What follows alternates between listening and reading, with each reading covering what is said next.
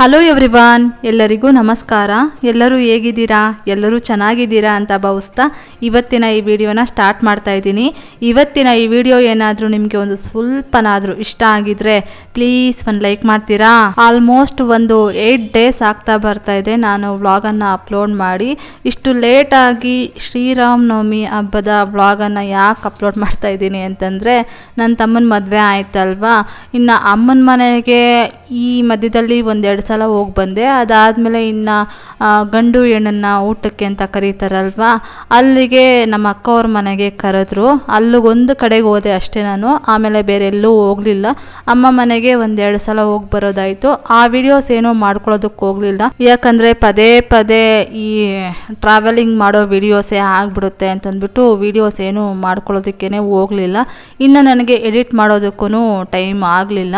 ಅದಾದಮೇಲೆ ನನಗೊಂದು ಸ್ವಲ್ಪ ಹೆಲ್ತ್ ಅಪ್ಸೆಟ್ ಆಯಿತು, ಯಾಕಂದರೆ ಈ ಓಡಾಟದಲ್ಲಿ ನನಗೊಂದು ಸ್ವಲ್ಪ ವಾಟರ್ ಎಲ್ಲ ಚೇಂಜ್ ಆಗಿ ಒಂದು ಸ್ವಲ್ಪ ಕೋಲ್ಡ್ ಥರ ಆಯಿತು.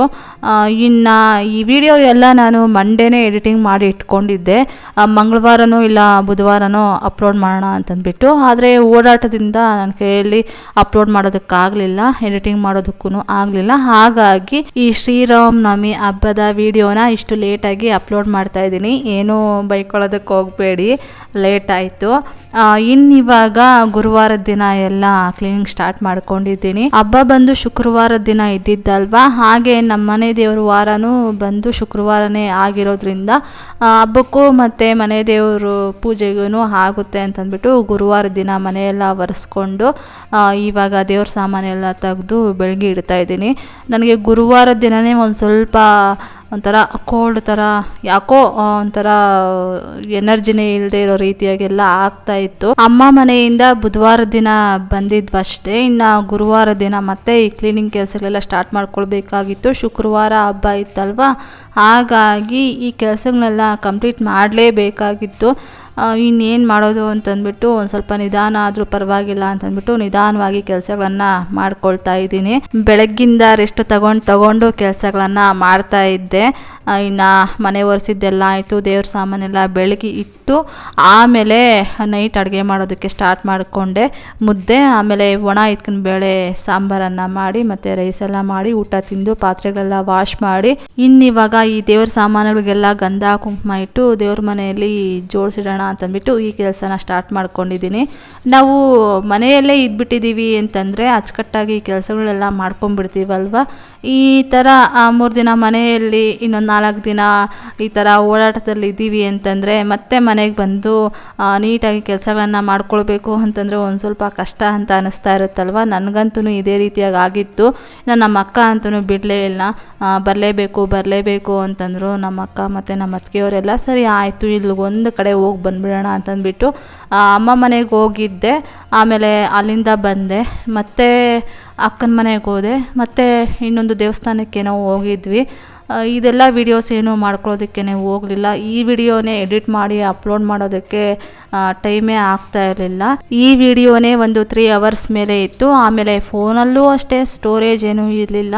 ಸರಿ ಆಯಿತು, ನಾನು ರೆಸ್ಟ್ ತಗೊಂಡಂಗೂ ಆಗುತ್ತೆ, ಈ ವಿಡಿಯೋನೇ ಎಡಿಟ್ ಮಾಡಿ ಹಾಕ್ಬಿಡೋಣ ಅಂತ ಅಂದ್ಕೊಂಡಿದ್ದೆ, ಆದರೆ ಆಗಲಿಲ್ಲ. ಇವಾಗ ದೇವ್ರ ಸಾಮಾನುಗಳಿಗೆಲ್ಲ ಗಂಧ ಕುಂಕುಮ ಎಲ್ಲ ಇಟ್ಟಿದ್ದಾಯಿತು, ತಗೊಂಬಂದು ದೇವ್ರ ಮನೆಯಲ್ಲಿ ಜೋಡಿಸಿಡ್ತಾ ಇದ್ದೀನಿ. ಇನ್ನು ಈ ಸಲ ಹಬ್ಬನೂ ಅಷ್ಟೇ, ಪೂಜೆ ಏನೋ ಚೆನ್ನಾಗಿ ಮಾಡಿದೆ, ಆದರೆ ಮನೆಯಲ್ಲಿ ರೆಸಿಪಿಗಳೇನೂ ಮಾಡೋದಕ್ಕೆ ಹೋಗಲಿಲ್ಲ. ಈವನ್ ಪಾನಕ, ಮಜ್ಜಿಗೆ, ಹೆಸರುಬೇಳೆನೂ ಮಾಡಲಿಲ್ಲ. ಯಾಕೋ ನನಗೆ ಸುಸ್ತಂತ ಅನ್ನಿಸ್ತಾ ಇತ್ತು. ಪೂಜೆ ಒಂದು ಮಾಡೋಷ್ಟರಲ್ಲೇ ನನ್ನ ಕೈಯಲ್ಲಿ ಆಗ್ತಾ ಇರಲಿಲ್ಲ. ನಮ್ಮ ಮನೆಯವರು ಅಷ್ಟೇ, ಏನು ಮಾಡಬೇಡ ಬಿಡು, ಪೂಜೆ ಒಂದು ಚೆನ್ನಾಗಿ ಮಾಡ್ಕೋ, ನಿನ್ನ ಇಷ್ಟ ದೇವರಲ್ವಾ ಅಂತಂದ್ಬಿಟ್ಟು ಹೇಳಿದ್ರು. ಸರಿ ಆಯಿತು ಅಂತಂದ್ಬಿಟ್ಟು ಪೂಜೆ ಒಂದು ಚೆನ್ನಾಗಿ ಮಾಡಿದೆ, ಆದರೆ ರೆಸಿಪಿಗಳೇನೋ ಮಾಡೋದಕ್ಕೆ ನನ್ನ ಕೈಯಲ್ಲಿ ಆಗಲಿಲ್ಲ. ಇವಾಗ ಇನ್ನೇನು ದೇವ್ರ ಸಾಮಾನುಗಳೆಲ್ಲ ಜೋಡಿಸಿಟ್ಟಿದ್ದಾಯಿತು. ನೀವೆಲ್ಲರೂ ಯಾವ ರೀತಿಯಾಗಿ ಶ್ರೀರಾಮನವಮಿ ಹಬ್ಬವನ್ನು ಮಾಡಿದ್ರಿ ಅಂತಂದ್ಬಿಟ್ಟು ನನಗೆ ಕಮೆಂಟ್ ಬಾಕ್ಸಲ್ಲಿ ಕಮೆಂಟ್ ಮಾಡಿ.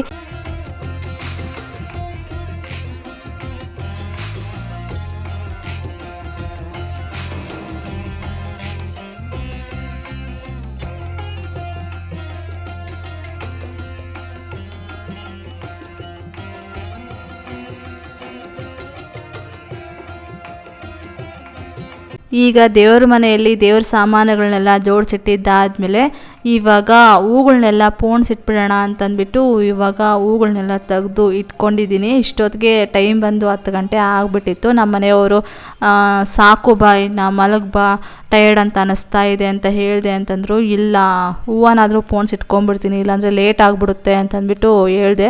ಸರಿ ಆಯಿತು ಅಂತಂದ್ಬಿಟ್ಟು ಅವ್ರು ಹೋಗಿ ಮಲಗಿಬಿಟ್ರು. ನನಗೆ ಇಷ್ಟೆಲ್ಲ ಹೂಗಳನ್ನು ಪೋಣಿಸಿಡೋಷ್ಟರಲ್ಲಿ ನೈಟ್ 1 ಗಂಟೆ ಆಯಿತು. ಯಾಕಂದರೆ ನನ್ನ ತಮ್ಮನ ವೈಫ್ ಇದ್ದಾರಲ್ವ, ಅವ್ರ ಅಮ್ಮ ಅವರು ಮಲ್ಲಿಗೆ ಮೊಗ್ಗು ಮತ್ತು ಕನಕಾಂಬರ ಮತ್ತು ರೋಸೆಲ್ಲ ಕಟ್ ಕಳಿಸಿದ್ರು. ಇನ್ನು ಅಪ್ಪ ಸೇವಂತಿಗೆ ಹೂವು ಮತ್ತು ಚೆಂಡು ಹೂವು ಎಲ್ಲ ತೊಗೊಂಬಂದಿದ್ರು. ಆ ಬಾಗಿಲಿಗೆ ಚೆಂಡು ಹೂವನ್ನ ಪೋಣಿಸಿಟ್ಕೊಂಡಿದ್ದೆ. ಆಮೇಲೆ ದೇವ್ರ ಫೋಟೋಸ್ಗೆ ಸೇವಂತಿಗೆ ಹಾರಗಳನ್ನು ಮಾಡ್ಕೊಂಡಿದ್ದೆ. ಇನ್ನು ಕಳಶಕ್ಕೆ, ಲಕ್ಷ್ಮೀ ಅಮ್ಮನವ್ರ ವಿಗ್ರಹಕ್ಕೆಲ್ಲ ಮಲ್ಲಿಗೆ ಮೊಗ್ಗು ಮತ್ತು ಕನಕಾಂಬರ ಎಲ್ಲ ಪೋಣಿಸಿಟ್ಕೊಂಡಿದ್ದೆ. ಹಾಗಾಗಿ ಟೈಮ್ ಸ್ವಲ್ಪ ಜಾಸ್ತಿ ತಗೊಳ್ತು. ಯಾಕಂದರೆ ಈ ಮಲ್ಲಿಗೆ ಮೊಗ್ಗನ್ನು ಪೋಣಿಸೋದೇ ಒಂದು ಸ್ವಲ್ಪ ಟೈಮ್ ಜಾಸ್ತಿ ಆಗುತ್ತೆ. ನೆಕ್ಸ್ಟ್ ಇವಾಗ ಶುಕ್ರವಾರ ಬೆಳಗ್ಗೆ ಒಂದು 6 ಗಂಟೆಗೆ ಎದ್ದೆ. 5 ಗಂಟೆಗೆ ಎದ್ದೇಳೋಣ ಅಂತ ಅಂದ್ಕೊಂಡಿದ್ದೆ, ಆದರೆ ನೈಟು ಲೇಟಾಗಿ ಮಲಗಿದೆ ಅಲ್ವಾ, ಹಾಗಾಗಿ ಎದ್ದೇಳೋದಕ್ಕಾಗಲಿಲ್ಲ. ಒಂದು 6 ಗಂಟೆಗೆ ಎದ್ದು ಫ್ರೆಶ್ ಅಪ್ ಆಗಿ ಬಾಲ್ಕನಿಗಳೆಲ್ಲ ಕಸ ಗುಡಿಸಿ, ಆಮೇಲೆ ಹೊಸ್ಲೊರೆಸಿ, ಕಾರಿಡಾರೆಲ್ಲ ಕಸ ಗುಡಿಸಿ ಇವಾಗ ಮನೆಯೆಲ್ಲ ಕಸ ಗುಡಿಸ್ಕೊಂಡು ಬರ್ತಾ ಇದ್ದೀನಿ. ಆದಷ್ಟು ಬೇಗ ಮನೆಯಲ್ಲಿ ಪೂಜೆಯನ್ನು ಮಾಡಿ ಆಮೇಲೆ ದೇವಸ್ಥಾನಕ್ಕೆ ಹೋಗಿ ರಾಮರ ದರ್ಶನವನ್ನು ಮಾಡ್ಕೊಂಡು ಬಂದ್ಬಿಡೋಣ. ಲೇಟ್ ಆಯಿತು ಅಂತಂದರೆ ರಶ್ ಆಗುತ್ತಲ್ವ, ಇನ್ನು ನಾನು ಊಟ ಮಾಡದೆ ಹೋಗಿರ್ತೀನಿ ಮತ್ತು ಸುಸ್ತೆಲ್ಲ ಆಗುತ್ತೆ. ಯಾಕೆ ಒಂದು ಸ್ವಲ್ಪ ಬೇಗನೆ ಪೂಜೆ ಮಾಡಿಕೊಂಡು ದೇವಸ್ಥಾನಕ್ಕೆ ಹೋಗ್ಬಿಡೋಣ ಅಂತಂದ್ಬಿಟ್ಟು ಇವಾಗ ಮನೆಯೆಲ್ಲ ಕಸ ಗುಡಿಸಿದ್ದಾಯಿತು. ಸ್ನಾನ ಮಾಡ್ಕೊಂಡು ಬಂದು ಈಗ ದೇವ್ರ ಪೂಜೆಗೆಲ್ಲ ರೆಡಿ ಮಾಡ್ಕೊಳ್ತಾ ಇದ್ದೀನಿ. ನೈಟು ಮಲ್ಲಿಗೆ ಮೊಗ್ಗನ್ನೆಲ್ಲ ಪೋಣಿಸಿಟ್ಕೊಂಡಿದ್ನಲ್ವ, ಈ ಕಳಶಕ್ಕೆ ಮತ್ತು ತೆಂಗಿನಕಾಯಿ ಮೇಲೆ ಹಾಕೋದಕ್ಕೆ, ಆಮೇಲೆ ಲಕ್ಷ್ಮೀ ಅಮ್ಮನವ್ರ ವಿಗ್ರಹಕ್ಕೆ, ನೆಕ್ಸ್ಟು ಇನ್ನೂ ಸ್ವಲ್ಪ ಮಲ್ಲಿಗೆ ಮೊಗ್ಗೆಲ್ಲ ಉಳಿದಿತ್ತು ನನಗೆ ಮುಟ್ಕೊಳ್ಳೋದಕ್ಕೆ. ಆಮೇಲೆ ಇನ್ನೊಂದು ಸ್ವಲ್ಪ ಉಳಿದಿತ್ತು, ನೆಕ್ಸ್ಟ್ ಡೇ ಶನಿವಾರ ದಿನ ಕಳಶಕ್ಕೆ ಸುತ್ತೋದಕ್ಕಾಗುತ್ತೆ ಅಂತಂದ್ಬಿಟ್ಟು ಪೋಣಿಸಿಟ್ಕೊಂಡೆ. 2 ದೇವ್ರ ಫೋಟೋಸ್ಗೆ ಹಾರಗಳಾಗ್ತಾಯಿತ್ತು, ಆದರೆ ಹಾರಗಳನ್ನು ಮಾಡ್ಕೊಂಡ್ಬಿಟ್ಟಿದ್ದೀನಿ ಅಂತಂದರೆ ಕಳಶಕ್ಕೆ ಹೂವು ಇರ್ತಾ ಇರಲಿಲ್ಲ, ಮತ್ತು ಸೇವಂತಿಗೆ ಹೂವು ಹಾರ ಮಾಡ್ಕೊಳ್ಬೇಕಾಗಿತ್ತು. ಅದೊಂದು ಸ್ವಲ್ಪ ದೊಡ್ಡದಾಗುತ್ತಲ್ವ, ಹಾಗಾಗಿ ಬೇಡ ಬಿಡು, ಕಳಶಕ್ಕೆ ಮಾತ್ರ ಮಲ್ಲಿಗೆ ಮೊಗ್ಗಿನ ಒಂದು ದಿಂಡುಗಳನ್ನು ಮಾಡ್ಕೊಳ್ಳೋಣ, ಇನ್ನು ದೇವ್ರ ಫೋಟೋಸ್ಗೆ ಸೇವಂತಿಗೆ ಹಾರಗಳನ್ನು ಮಾಡ್ಕೊಳ್ಳೋಣ. ಹೆಂಗೂ ಅಪ್ಪ ಚೆಂಡು ಎಲ್ಲ ಕೊಟ್ಟಿದ್ರು, ಇನ್ನು ಅದನ್ನು ಯಾಕೆ ವೇಸ್ಟ್ ಮಾಡೋದು, ಬಾಗಿಲಿಗೆ ಪೋಣಿಸಾಕ್ಬಿಡೋಣ ಅಂತಂದ್ಬಿಟ್ಟು ಈ ರೀತಿಯಾಗಿ ಎಲ್ಲ ಹಾರಗಳನ್ನು ಮಾಡ್ಕೊಂಡಿದ್ದೆ. ಇವಾಗ ಕಳಶ ಪ್ರತಿಷ್ಠಾಪನೆ ಮಾಡ್ತಾ ಇದ್ದೀನಿ. ಆಮೇಲೆ ನನ್ನ ತಮ್ಮನ ಎಂಗೇಜ್ಮೆಂಟ್ ಆದಾಗಿಂದ ನಾನು ಸರಿಯಾಗಿ ಇಲ್ಲಿ ಬೆಂಗಳೂರಲ್ಲಿ ಹೂಗಳನ್ನು ಕೊಂಡ್ಕೊಳ್ಳೋದಕ್ಕೆ ಹೋಗಲಿಲ್ಲ. ಯಾಕಂದರೆ ಅಮ್ಮ ಮನೆಗೆಲ್ಲ ಹೋಗಿ ಬರ್ತಾ ಇರ್ತೀನಲ್ವ ತುಂಬ ಸಲ, ಹಾಗಾಗಿ ನನ್ನ ತಮ್ಮನ ವೈಫ್, ಅವ್ರ ಅಪ್ಪ, ಅವರಮ್ಮ ಅವರೇ ತಗೊಬಂದು ಕೊಟ್ಟೋಗ್ತಾ ಇರ್ತಾರೆ ರೋಸ್ ಹೂಗಳನ್ನೆಲ್ಲ. ಇನ್ನು ಈ ಸಲ ಅಂತೂ ಒಂದು 3-4 ಡೇಸು ಈ ಮಲ್ಲಿಗೆ ಮೊಗ್ಗನ್ನು ಅವರು ಸೇವ್ ಮಾಡಿ ಇಟ್ಕೊಂಡಿರಂತೆ ನಾನು ಕೊಡಬೇಕು ಅಂತಂದ್ಬಿಟ್ಟು. ಇನ್ನು ನನ್ನ ತಮ್ಮನ ವೈಫೂ ಅಷ್ಟೇ, ಅವರು ಅಕ್ಕನಿಗೆ ಹೂವು ತೊಗೊಂಬಂದು ಕೊಟ್ಬಿಡಿ ಅಂತಂದ್ಬಿಟ್ಟು ಹೇಳ್ತಾರೆ. ಯಾಕಂದರೆ ಇಲ್ಲೆಲ್ಲ ಕಾಸ್ಟ್ಲಿ ಅಲ್ವಾ, ಒಂದಷ್ಟು ಹೂವು ತೊಗೊಂಬಂದು ಕೊಟ್ಬಿಡ್ತಾರೆ. ಏನಿಲ್ಲ ಅಂತಂದ್ರು ನನಗೆ ಒಂದು ಮಂತ್ವರೆಗೂ ಅದೇ ಹೂವು ಅಡ್ಜಸ್ಟ್ ಆಗಿಬಿಡುತ್ತೆ. 1 ಮಂತ್ಗೆ ಏನಿಲ್ಲ ಅಂತಂದ್ರು ನಾನು ಒಂದು 500 ಆದ್ರೂ ಹೂವಕ್ಕೆ ಅಂತ ಖರ್ಚು ಮಾಡ್ತಾಯಿದ್ದೆ.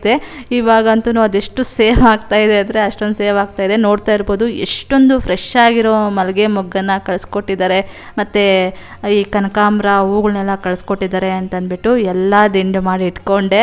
ನನಗಂತೂ ಈ ಸಲ ಶ್ರೀರಾಮನವಮಿ ಹಬ್ಬಕ್ಕೆ ಈ ಮಲ್ಲಿಗೆ ದಿಂಡುಗಳನ್ನು ಮಾಡಿಕೊಂಡು ದೇವರುಗಳಿಗೆಲ್ಲ ಅಲಂಕಾರ ಮಾಡಿದ್ನಲ್ವ, ನೋಡೋದಕ್ಕೇ 2 ಕಣ್ಣು ಸಾಲ್ತಾ ಇರಲಿಲ್ಲ, ಅಷ್ಟೊಂದು ಖುಷಿ ಆಯಿತು. ಒಂದೊಂದು ಸಲ ಅನ್ನಿಸ್ತಾ ಇತ್ತು ನನಗೆ, ಈ ಎಲ್ಲ ದೇವ್ರ ಪೂಜೆಗೆಲ್ಲ ರೆಡಿ ಮಾಡ್ಕೊಳ್ತಾ ಇರಬೇಕಾದ್ರೆ ನಮ್ಮ ಪಾಟ್ಗಳಿದೆ ಅಲ್ವಾ, ಒಂದು 30 ಪಾಟ್ಗಳು, ಎಲ್ಲದಕ್ಕೂ ಮಲ್ಲಿಗೆ ಗಿಡಗಳು ಹಾಕ್ಬಿಟ್ರೆ ಹೆಂಗೆ ಅಂತ ಅನ್ನಿಸ್ತಾ ಇತ್ತು. ಯಾಕಂದರೆ 1-2 ಪಾಟ್ಗಳಲ್ಲಿ ಮಲ್ಲಿಗೆ ಗಿಡನ ಹಾಕಿದ್ದೀನಿ ಅಂತಂದರೆ ಹೂಗಳು ಅಷ್ಟಾಗಿ ಸರಿಯಾಗಿ ಸಿಗೋದಿಲ್ಲ. ಎಲ್ಲ ಪಾಟ್ಗಳಿಗೂ ಮಲ್ಲಿಗೆ ಗಿಡಗಳೇ ಹಾಕ್ಬಿಟ್ಟಿದ್ದೀನಿ ಅಂತಂದರೆ ಸಮ್ಮರಲ್ಲಿ ಎಷ್ಟೊಂದು ಮಲ್ಲಿಗೆ ಮೊಗ್ಗನ್ನೋದು ಸಿಗುತ್ತಲ್ವ. ಏನಿಲ್ಲ ಅಂತಂದರೂ ಆಷಾಢ ಶ್ರಾವಣದವರೆಗೂ ಸಿಗ್ತಾ ಇರುತ್ತೆ ಅಲ್ವಾ ಅಂತಂದ್ಬಿಟ್ಟು ಈ ಥರ ನನಗೆ ಆವಾಗ ಪ್ಲ್ಯಾನ್ ಒಂದು ಒಳೀತು. ಸರಿ ಟ್ರೈ ಮಾಡಿ ನೋಡೋಣ, ಎಲ್ಲದಕ್ಕೂ ಮಲ್ಲಿಗೆ ಗಿಡಗಳೇ ಹಾಕ್ಬಿಡೋಣ ಅಂತಂದ್ಬಿಟ್ಟು ಅಂದ್ಕೊಳ್ತಾ ಇದ್ದೆ. ಏನಂತೀರಾ ನೀವು ಅಂತಂದ್ಬಿಟ್ಟು ಕಮೆಂಟ್ ಬಾಕ್ಸಲ್ಲಿ ಕಮೆಂಟ್ ಮಾಡಿ. ಇನ್ನಿವಾಗ ನೋಡ್ತಾ ಇರ್ಬೋದು ದೇವರುಗಳಿಗೆಲ್ಲ ಯಾವ ರೀತಿಯಾಗಿ ಹೂವಿನ ಅಲಂಕಾರ ಮಾಡ್ತಾ ಇದ್ದೀನಿ ಅಂತಂದ್ಬಿಟ್ಟು. ಕಳಶಕ್ಕೆಲ್ಲ ಮಲ್ಲಿಗೆ ದಿಂಡನ್ನೇ ಕಟ್ಟಿದೆ, ಮತ್ತು ತೆಂಗಿನಕಾಯಿ ಮೇಲೇನೂ ಅಷ್ಟೇ ಮಲ್ಲಿಗೆ ದಿಂಡನ್ನೇ ಹಾಕಿದೆ. ಆಮೇಲೆ ಲಕ್ಷ್ಮೀ ಅಮ್ಮನವ್ರಿಗೂ ಅಷ್ಟೇ ಪುಟಾಣಿ ಮಲ್ಲಿಗೆ ದಿಂಡನ್ನು ಮಾಡಿಟ್ಕೊಂಡಿದ್ದೆ, ಅದನ್ನೇ ಹಾಕಿದೆ. ಇನ್ನು ದೇವ್ರ ಫೋಟೋಸ್ ಬಂದುಬಿಟ್ಟು ಸೇವಂತಿಗೆ ಹಾರಗಳನ್ನು ಮಾಡಿಕೊಂಡಿದ್ದೆ. ಇನ್ನು ಇವಾಗ ಬೇರೆ ವಿಗ್ರಹಗಳಿಗೆ ಆ ಕಡೆ ಈ ಕಡೆ ದೀಪಗಳಿಗೆಲ್ಲನೂ ಸೇವಂತಿಗೆ ಹೂಗಳು ಮತ್ತು ರೋಸ್ ಹೂಗಳಿಂದ ಅಲಂಕಾರ ಎಲ್ಲ ಮಾಡಿ ಇವಾಗ ದೀಪಗಳಿಗೆ ಎಣ್ಣೆಯನ್ನು ಹಾಕ್ತಾಯಿದ್ದೀನಿ. ಹಾಗೆ ಇನ್ನೇನು ಈ ಮಂತಲ್ಲಿ ಅಕ್ಷಯ ತೃತೀಯ ಬೇರೆ ಬರ್ತಾ ಇದೆ ಅಲ್ವಾ, ನೀವೆಲ್ಲ ಏನು ಪ್ಲ್ಯಾನ್ ಮಾಡ್ಕೊಂಡಿದ್ದೀರಾ? ಏನು ಗೋಲ್ಡ್ ತೊಗೊಳ್ಳೋದು, ಏನು ಸಿಲ್ವರ್ ತೊಗೊಳ್ಳೋದು ಅಂತಂದ್ಬಿಟ್ಟು ಪ್ಲ್ಯಾನ್ ಮಾಡ್ಕೊಂಡಿದ್ದೀರಾ ಅಂತಂದ್ಬಿಟ್ಟು ಕಮೆಂಟ್ ಬಾಕ್ಸಲ್ಲಿ ಕಮೆಂಟ್ ಮಾಡಿ. ನಾನು ಬಂದು ಸಾಯಿ ಗೋಲ್ಡ್ ಪ್ಯಾಲೇಸಲ್ಲಿ ಒಂದು 4000 ಅಷ್ಟು ಅಮೌಂಟು ಅವ್ರ ಕಡೆನೇ ಇದೆ. ಏನಾದರೂ ತೊಗೊಳ್ಳೋಣ ಅಂತ ಅಂದ್ಕೊಂಡಿದ್ದೀನಿ, ಅದ್ರ ಮೇಲೆ ಒಂದು ಸ್ವಲ್ಪ ಅಮೌಂಟನ್ನು ಕೊಟ್ಟು. ಬಟ್ ರೇಟುಗಳು ಹೆಂಗಿರುತ್ತೋ ಅಂತ ಗೊತ್ತಿಲ್ಲ. ರೇಟುಗಳು ಒಂದು ಸ್ವಲ್ಪ ಕಡಿಮೆ ಇತ್ತು ಅಂತಂದರೆ ಪ್ಲ್ಯಾನ್ ಮಾಡೋಣ, ಇಲ್ಲ ಅಂತಂದರೆ ಮಾಮೂಲಿಯಾಗಿ ಏನಾದರೂ ಧಾನ್ಯಗಳನ್ನು ತೊಗೊಂಬಂದು ದೇವ್ರ ಮನೇಲಿಟ್ಟು ಪೂಜೆ ಮಾಡಿದ್ರೆ ಆಯಿತು ಅಂತ ಅಂದ್ಕೊಂಡಿದ್ದೀನಿ. ಗೋಲ್ಡ್ ಅಂತೂ ಏನು ತಗೊಳ್ಳೋದಕ್ಕಾಗೋದಿಲ್ಲ, ಯಾಕಂದರೆ ಆ ಪಾರ್ಟಿ ರೇಟ್ಗಳಿದೆ. ಒಂದು ಸಿಂಪಲ್ ಓಲೆ ತಗೊಳ್ತೀವಿ ಅಂತಂದರೂ ಒಂದು 50-60 ಸಾವಿರ ಆದರೂ ಹಾಗೇ ಆಗುತ್ತೆ. ಹಾಗಾಗಿ ನನಗೆ ಹೆಂಗೂ ಸಿಲ್ವರೇ ಇಷ್ಟ ಅಲ್ವಾ. ಇನ್ನು ಸಿಲ್ವರಲ್ಲಿ ಒಂದು 10,000 ಒಳಗಡೆ ಏನಾದರೂ ಸಿಕ್ಕಿದ್ರೆ ನೋಡ್ತೀನಿ, ಇಲ್ಲ ಅಂತಂದರೆ ತಲೆ ಕೆಡಿಸ್ಕೊಳ್ಳೋದಕ್ಕೇನು ಹೋಗೋದಿಲ್ಲ. ಆದಾಗ ತಗೊಂಡ್ರೆ ಆಯಿತು, ಇನ್ನೇನು ಮಾಡೋದಕ್ಕಾಗೋದಿಲ್ಲ ಅಂತಂದ್ಬಿಟ್ಟು ಇವಾಗ ದೇವ್ರ ಮನೆಯಲ್ಲಿ ಪೂಜೆಗೆಲ್ಲ ರೆಡಿ ಮಾಡ್ಕೊಂಡಿದ್ದಾಯಿತು. ಇನ್ನು ಬಾಗಿಲುಗಳಿಗೆಲ್ಲ ಚೆಂಡು ಹೂವಿನ ಹಾರನ ಹಾಕ್ತಾಯಿದ್ದೀನಿ. ಇನ್ನು ಈ ಡ್ರೆಸ್ ಬಂದು ನನ್ನ ತಮ್ಮನ ಮದುವೆ ಟೈಮಲ್ಲಿ ಚಿಕ್ಕಪೇಟೆಯಲ್ಲಿ ತಗೊಂಡಿದ್ದು. ಈ ಡ್ರೆಸ್ಸು ಓಕೆ ಪರವಾಗಿಲ್ಲ, ನನಗಂತೂ ಒಂಥರ ಈ ನೇರಳೆ ಕಲರ್ ಡ್ರೆಸ್ ಇದೆ ಅಲ್ವಾ, ಅದು ತುಂಬಾ ಇಷ್ಟ ಆಯಿತು. ಇದು ಪರವಾಗಿಲ್ಲ, ಚೆನ್ನಾಗಿದೆ ಅಂತ ಅನ್ನಿಸ್ತು. ಆ ಡ್ರೆಸ್ ಮಾತ್ರ ನನಗೆ ಸಿಕ್ಕಾಪಟ್ಟೆ ಇಷ್ಟ ಆಗ್ಬಿಡ್ತು. ಇವಾಗ ಬಾಗಿಲಿಗೆಲ್ಲ ಹಾರನ ಹಾಕಿದ್ದಾದಮೇಲೆ ತಿರುಪತಿಯಿಂದ ಈ ಹೋಮ್ ಅನ್ನೋ ಸ್ಟಿಕ್ಕರನ್ನು ತೊಗೊಂಬಂದಿದ್ದೆ, ಅದನ್ನು ಬಾಗಿಲಿಗೆ ಸ್ಟಿಕ್ ಮಾಡಿದೆ. ಸ್ವಸ್ತಿಕ್ಕೂ ತೊಗೊಂಬಂದಿದ್ದೆ, ಆದರೆ ಅದನ್ನು ಯಾವ ಕಡೆ ಹಾಕೋದು ಅಂತಂದ್ಬಿಟ್ಟು ಗೊತ್ತಾಗಲಿಲ್ಲ. ಸರಿ ಆಯಿತು, ಬರೀ ಹೋಮೇ ಹಾಕೋಣ ಅಂತಂದ್ಬಿಟ್ಟು ಹೋಮ್ನೇ ಸ್ಟಿಕ್ ಮಾಡಿದೆ. ಅದಾದಮೇಲೆ ಇನ್ನು ಈ ಗ್ಯಾಸ್ ಸ್ಟವ್ಗೂ ಅಷ್ಟೇ ಗಂಧ ಕುಂಕುಮ ಎಲ್ಲ ಇಟ್ಟು ಇನ್ನು ರಂಗೋಲಿ ಎಲ್ಲ ಹಾಕಿ ಅಲ್ಲೂ ಗ್ಯಾಸ್ ಸ್ಟವ್ ಎಲ್ಲ ರೆಡಿ ಮಾಡಿ ಇವಾಗ ಮೊದಲಿಗೆ ಹೊಸ್ಲು ಪೂಜೆಯನ್ನು ಮಾಡೋದಕ್ಕೆ ಬಂದಿದ್ದೀನಿ. ತಿರುಪತಿಯಿಂದ ಅಗರಬತ್ತಿಯನ್ನು ತೊಗೊಂಬಂದಿದ್ನಲ್ವಾ, ತುಂಬಾ ಚೆನ್ನಾಗಿದೆ. ಅಭಯ ಹಸ್ತ ಅನ್ನೋ ಒಂದು ಅಗರಬತ್ತಿ ಪಾಕೆಟು, ಇನ್ನೊಂದೇನೋ ಇದೆ, 2 ಪಾಕೆಟನ್ನು ತೊಗೊಂಬಂದಿದ್ದೆ. ಟೋಟಲ್ಲಾಗಿ ನಾನೊಂದು 6 ಪಾಕೆಟನ್ನು ತೊಗೊಂಬಂದಿದ್ದೆ. ಶ್ವೇತಾ ಅವರ ಅಮ್ಮನ ಮನೆಗೆ 1-2 ಪಾಕೆಟು, ಅಮ್ಮನ ಮನೆಗೆ 1-2 ಪಾಕೆಟು, ಇಲ್ಲಿಗೆ 1-2 ಪಾಕೆಟು ಅಂತಂದ್ಬಿಟ್ಟು. ತುಂಬಾ ಚೆನ್ನಾಗಿದೆ ತಿರುಪತಿಯಿಂದ ತೊಗೊಂಬಂದಿರೋ ಅಗರಬತ್ತಿಗಳು. ಎಷ್ಟೊಂದು ಘಮ ಘಮ ಅಂತ ಇರ್ತವೆ ಅಂತಂದರೆ ಒಂಥರ ದೇವಸ್ಥಾನದಲ್ಲಿ ಇದ್ದೀವೇನೋ ಅನ್ನುವಷ್ಟು ಫೀಲ್ ಆಗ್ತಾ ಇರುತ್ತೆ. ಅಷ್ಟೊಂದು ಚೆನ್ನಾಗಿರುತ್ತೆ ಅಗರಬತ್ತಿ ಸ್ಮೆಲ್ ಅಂತೂ. ಇನ್ನಿವಾಗ ಹೊಸ್ಲತ್ರ ಮತ್ತು ತುಳಸಿ ಅಮ್ಮನ ಗಿಡದ ಹತ್ರ ಎಲ್ಲ ದೀಪಗಳನ್ನು ಬೆಳಗಿ ಬಾಗಿಲಿಗೆ ಮತ್ತು ತುಳಸಿ ಅಮ್ಮನ ಗಿಡಕ್ಕೆ ಮತ್ತು ಸೂರ್ಯ ದೇವರಿಗೆಲ್ಲ ಪೂಜೆಯನ್ನು ಮಾಡ್ತಾಯಿದ್ದೀನಿ.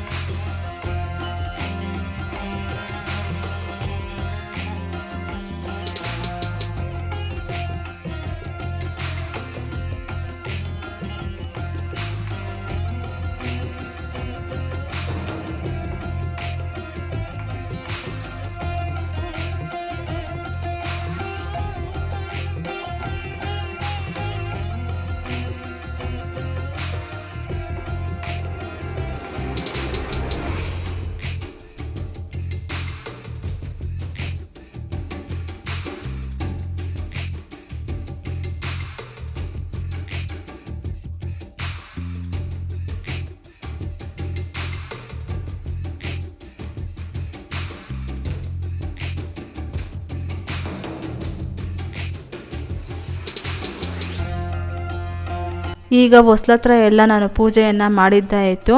ಇವಾಗ ಮನೆ ಒಳಗಡೆ ದೇವ್ರ ಮನೆಯಲ್ಲಿ ನಮ್ಮ ಮನೆಯವರು ದೀಪಗಳನ್ನು ಬೆಳಗಿ ಪೂಜೆಯನ್ನು ಮಾಡ್ತಾಯಿದ್ದಾರೆ.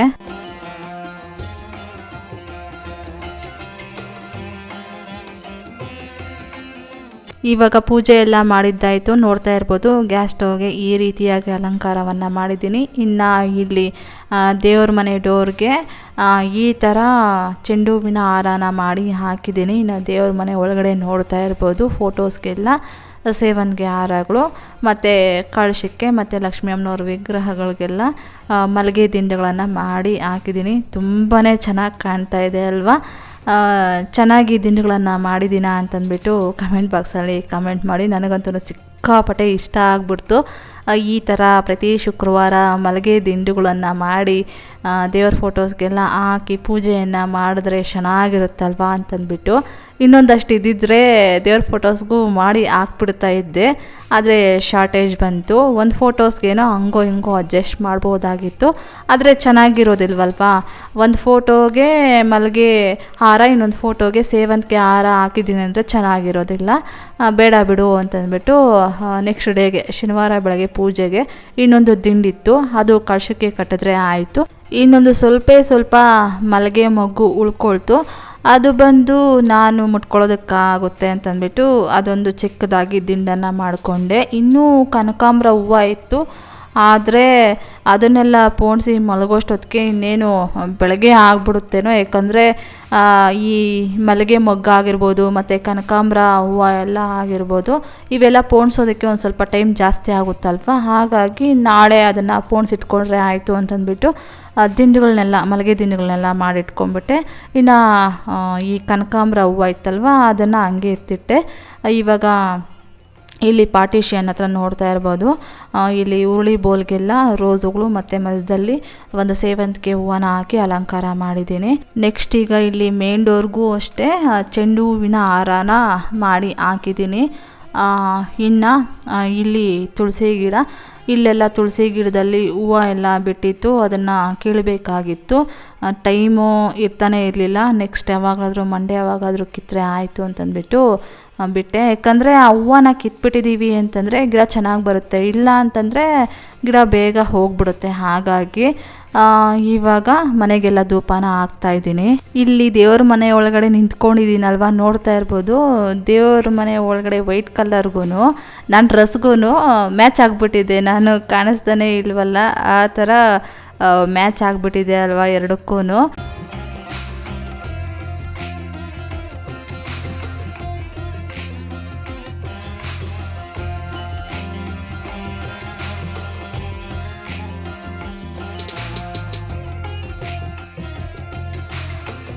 ಈಗ ಮನೆಗೆಲ್ಲ ಧೂಪ ಹಾಕಿದ್ದಾದಮೇಲೆ ಇವತ್ತು ಶ್ರೀರಾಮನವಮಿ ಹಬ್ಬ ಆಗಿರೋದ್ರಿಂದ ರಾಮಕೋಟಿ ಒಂದು 108 ಸಲ ಮತ್ತು ಆ್ಯಸ್ ಯೂಶುವಲ್ ಪದ್ಮಾವತಿ ಅಮ್ಮನವರ ಸ್ತೋತ್ರನ ಒಂದು 108 ಸಲ ಹೇಳ್ಕೊಳ್ಳೋಣ ಅಂತಂದ್ಬಿಟ್ಟು ಇವಾಗ ರಾಮಕೋಟಿ ಬುಕ್ಕನ್ನೆಲ್ಲ ತೆಗೆದಿಟ್ಕೊಳ್ತಾ ಇದ್ದೀನಿ. ಹಾಗೆ ನಾನು ನೈವೇದ್ಯಕ್ಕಂತೂ ಏನೂ ಮಾಡೋದಕ್ಕಾಗಲಿಲ್ಲ. ನೈವೇದ್ಯಕ್ಕೆ ಹಸಿ ಹಾಲನ್ನು ಇಟ್ಟಿದ್ದೀನಿ, ಆಮೇಲೆ ಬಾಳೆಹಣ್ಣನ್ನು ಇಟ್ಟಿದ್ದೀನಿ. ಇಷ್ಟೇ ನಾನು ಈ ಸಲ ಪೂಜೆಯನ್ನು ಮಾಡೋದಕ್ಕಾಗಿದ್ದು. ಈ ಓಡಾಟಗಳಲ್ಲಿ ನನಗೊಂದು ಸ್ವಲ್ಪ ಸುಸ್ತಂತ ಆಯಿತು, ಮತ್ತು ಅಲ್ಲಿ ಇಲ್ಲಿ ನೀರೆಲ್ಲ ಕುಡಿದು ಒಂದು ಸ್ವಲ್ಪ ಕೋಲ್ಡ್ ಥರ ಆಗಿ ಒಂದು ಸ್ವಲ್ಪ ಟಯರ್ಡ್ ಅಂತ ಅನ್ನಿಸ್ತಾ ಇತ್ತು. ಇಷ್ಟು ಮಾಡಿದ್ದೀನಪ್ಪ ಈ ಸಲ, ಇಷ್ಟನ್ನು ಸ್ವೀಕರಿಸು, ಇನ್ನು ನನ್ನ ಕೈಯಲ್ಲಿ ಆಗ್ತಾಯಿಲ್ಲ ಅಂತ ರಾಮರಿಗೆ ಹೇಳಿಕೊಂಡು ಇಷ್ಟರ ಮಟ್ಟಿಗೆ ನಾನು ಈ ವರ್ಷ ಪೂಜೆಯನ್ನು ಮಾಡಿದೆ. ಇವಾಗ ನೋಡ್ತಾ ಇರ್ಬೋದು ರಾಮಕೋಟಿಯನ್ನು ಒಂದು 108 ಸಲ ಬರೆದಿದ್ದೀನಿ. ಆಮೇಲೆ ಪದ್ಮಾವತಿ ಅಮ್ಮನವರ ಸ್ತೋತ್ರನ ಒಂದು 108 ಸಲ ಹೇಳ್ಕೊಂಡಿದ್ದಾದಮೇಲೆ ಇಲ್ಲಿ ನಮ್ಮ ಮನೆ ಹತ್ರನೇ ಇರುವ ಕೋದಂಡರಾಮ ಸ್ವಾಮಿ ದೇವಸ್ಥಾನಕ್ಕೆ ಬಂದಿದ್ದೀವಿ. ಬಂದು ರಾಮರ ದರ್ಶನವನ್ನು ಮಾಡಿಕೊಂಡು ಆಮೇಲೆ ಮನೆಗೆ ಹೊರಟ್ವಿ. ಈ ಸಲ ಒಂದು ಸ್ವಲ್ಪ ಬೇಗ ಬಂದಿದ್ದಕ್ಕೋ ಏನೋ ರಶ್ ಏನೂ ಅಷ್ಟೇನೂ ಇರಲಿಲ್ಲ. ಒಂದು 10:15 ಹಂಗಾಗಿತ್ತೇನೋ ಟೈಮ್ ಬಂದು. ಅಷ್ಟೊತ್ತಿಗೆ ನಾವು ರಾಮರ ದರ್ಶನವನ್ನು ಮಾಡಿಕೊಂಡು ಈಚೆಗಡೆ ಬಂದಿದ್ವಿ. ಇನ್ನು ಆಗ ರಶ್ ಅನ್ನೋದು ಜಾಸ್ತಿ ಆಗ್ತಾಯಿತ್ತು. ನಾವು ಈಚೆಗಡೆ ಬಂದ ಮೇಲೆ 9 ಮುಕ್ಕಾಲ್ಗೆಲ್ಲ ನಾವು ದೇವಸ್ಥಾನಕ್ಕೆ ಹೋಗಿದ್ವಿ ಅಂತ ಅನ್ಕೊತೀನಿ. ಲಾಸ್ಟ್ ಇಯರೆಲ್ಲ ಒಂದು 11:15 ಆಗಿಬಿಟ್ಟಿತ್ತು ದೇವಸ್ಥಾನಕ್ಕೆ ಹೋಗೋಷ್ಟೊತ್ತಿಗೆ. ಈ ವರ್ಷ ಒಂದು ಸ್ವಲ್ಪ ಬೇಗನೆ ಹೋದ್ವಿ. ಆಮೇಲೆ ಬರ್ತಾ ನಮ್ಮ ಲೇಔಟಲ್ಲೇ ರಾಮರ ಕಲ್ಯಾಣವನ್ನು ಮಾಡಿದರು. ಇಲ್ಲಿಗೆ ಬಂದು ರಾಮರ ದರ್ಶನವನ್ನು ಮಾಡಿಕೊಂಡು ನಮಸ್ಕಾರ ಮಾಡಿಕೊಂಡು ಆಮೇಲೆ ಇಲ್ಲಿ ನೋಡ್ತಾ ಇರ್ಬೋದು, ಇಲ್ಲಿ ಚಪ್ರ ಎಲ್ಲ ಹಾಕಿ ಚಪ್ರದ ಮುಂದೆ ರಂಗೋಲಿಗಳೆಲ್ಲ ಚೆನ್ನಾಗಿ ಹಾಕಿದ್ರು. ಆಮೇಲೆ ಮನೆಗೆ ಬಂದಿದ್ದಾದಮೇಲೆ ಇನ್ನು ಊಟಕ್ಕೆ ಬಂದುಬಿಟ್ಟು ನೈಟು ಒಣ ಇಟ್ಕೊಂಡು ಬೇಳೆ ಸಾಂಬಾರನ್ನು ಮಾಡಿದ್ನಲ್ವ, ಅದಕ್ಕೆ ಬಿಸಿ ರೈಸನ್ನು ಇಟ್ಕೊಂಡು ಊಟ ತಿಂದು ಆರಾಮಾಗಿ ಒಂದು ಸ್ವಲ್ಪ ರೆಸ್ಟ್ ಮಾಡಿಬಿಟ್ಟೆ. ನನಗಂತೂ ಸಾಕಾಗ್ಬಿಟ್ಟಿತ್ತು.